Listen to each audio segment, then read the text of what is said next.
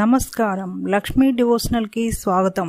మీరు మా ఛానల్ ను మొదటిసారి చూస్తున్నట్లయితే మా ఛానల్ ని సబ్స్క్రైబ్ చేయండి, బెల్ ఐకాన్ ని క్లిక్ చేయండి. దాని ద్వారా మేము చెప్పే మరిన్ని విషయాల గురించి తెలుసుకోవచ్చు. మా వీడియో మీకు నచ్చినట్లయితే లైక్ చేయండి, షేర్ చేయండి. వీడియోను స్కిప్ చేయకుండా పూర్తిగా చూడండి. ఓం శ్రీ గణేశాయ నమః. ఓం శ్రీ మాతృ నమః.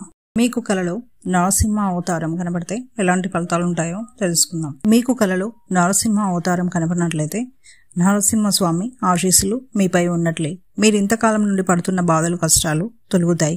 మీ శత్రువులు మిమ్మల్ని ఇంతకాలం నుండి రహస్యంగా ఇబ్బందులను, కష్టాలను కలిగిస్తున్నట్లయితే ఇక నుండి ఆ భగవంతుడు మీకు రక్షణగా ఉంటూ మీ శత్రువులు తలపెట్టిన కష్టాలను తొలగిస్తారు. మీపై ఆ భగవంతుడి చల్లని చూపు ఉండడం వలన ఎవరు మిమ్మల్ని ఏం చేయలేరు అని అర్థం. శత్రునాశనం మీకు విజయం లభిస్తుందని అర్థం.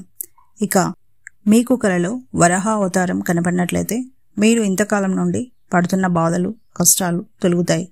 మీరు చేసే ప్రతి పనులలోనూ విజయం లభిస్తుంది. మీరు చేసే పనులలోనూ, చేయబోయే పనులలోనూ అన్ని విజయాలు చేకూరుతాయి. మీరు అనుకున్నది సాధించగలుగుతారు.